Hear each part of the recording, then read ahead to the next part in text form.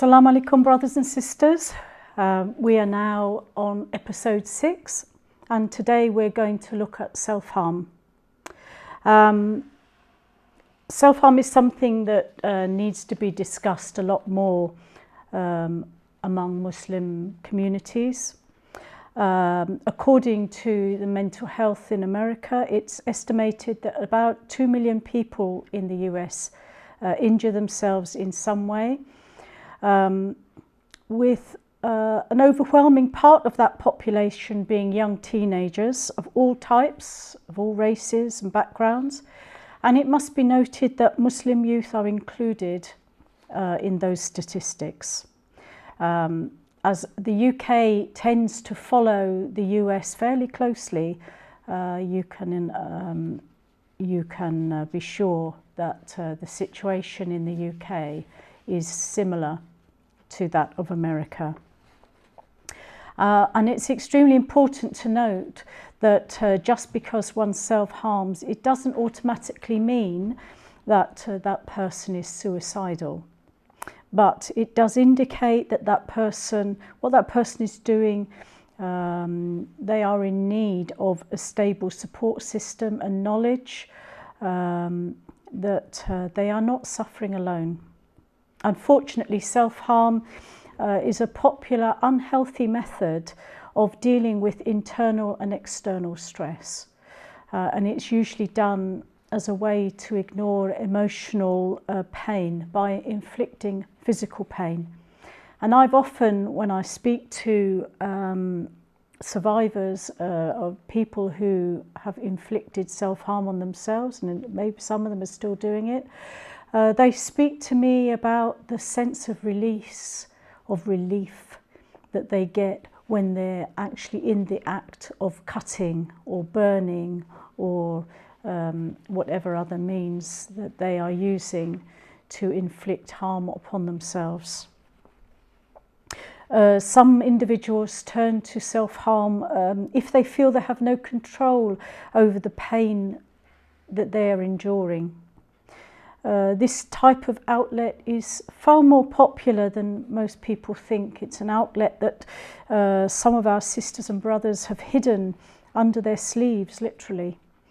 I mean, being a Muslim woman, when we are outside, out of the home, we are very well covered, and it's very easy to hide, especially our young girls, to hide cuts and burns and other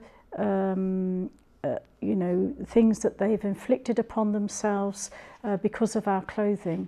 And maybe in the house it's not quite so simple, but it's very easy outside. Some believe that mental health issues and self-harm only happens within typical white communities. But believe it or not, self-harm is prominent in communities of predominant colour. However, most just do not find it appropriate or feel comfortable enough to discuss it openly. And that's why these short series are so important, that we begin to focus on issues like self-harm, and we begin to talk about them. We must show concern and compassion and let people know that they do have other options, and there are far more healthier mechanisms to cope with internal pain. So for parents in particular, and for other friends, school friends, it's important to recognise the symptoms and the warning signs, so we know what constitutes self-harm. So let's look at some of these things. So cutting or severely scratching your skin. You know, I've seen people where they have bite marks on their arms, where they've literally eaten their flesh. This is an example, and of course it's covered up by clothing.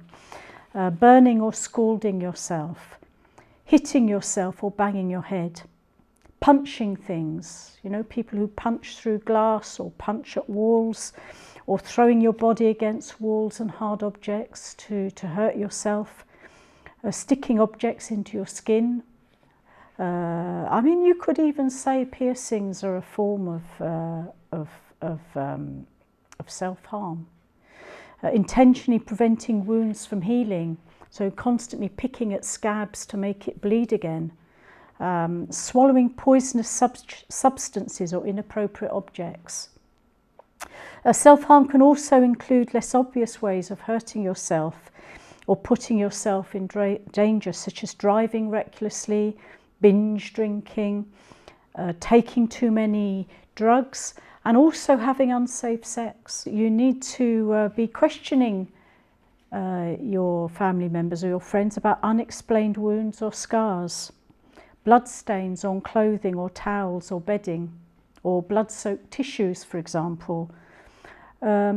People carrying sharp objects or cutting instruments such as razors or knives or glass shards or bottle caps, maybe in your handbags or your school bags.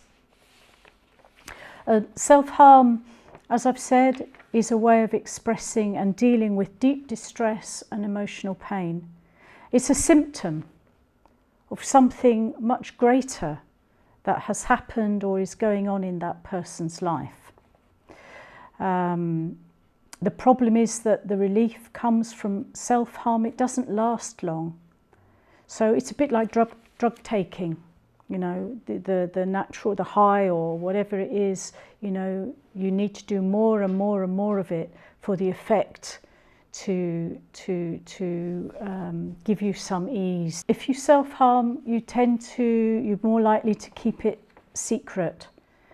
But hiding who you are and what you feel is a heavy burden, and the secrecy and the guilt affects your relationships with your friends and your family and the way you feel about yourself. It can make you feel even more lonely and worthless and trapped. So it's important that we talk about it. It's important that we look and we are aware of the signs and the symptoms of self-harm. We need to look at people who are having frequent accidents. They may be saying, oh, I tripped or I fell, or, you know, I mean, it's difficult, you know, being a Muslim woman, you cover up, you observe hijab. With Western friends, someone who's always wearing long sleeves and long trousers, even in the hot weather, you know, you need to be checking out, are they okay? With Muslims, it's much more difficult, especially Muslim girls. But there are things like needing to be alone for long periods of time. How does cutting and self-harm help? Well, it expresses feelings that you can't put into words, or as I've said, it releases pain and tension you feel inside. It helps you to feel in control.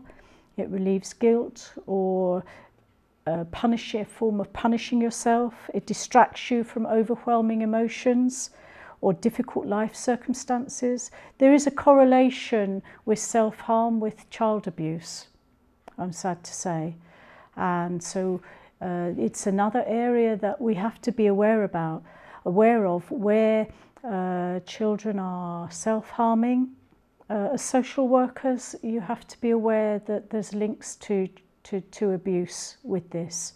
It's not necessarily that this is happening, but it could be. So you have to be more aware that this could be the case. Some people say it makes you feel more alive, or it's simply something to do, or it numbs you. It numbs you.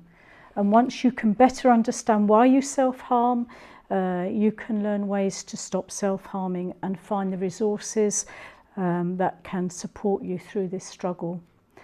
So we've come to the end of this episode, and I thank you for listening, and goodbye.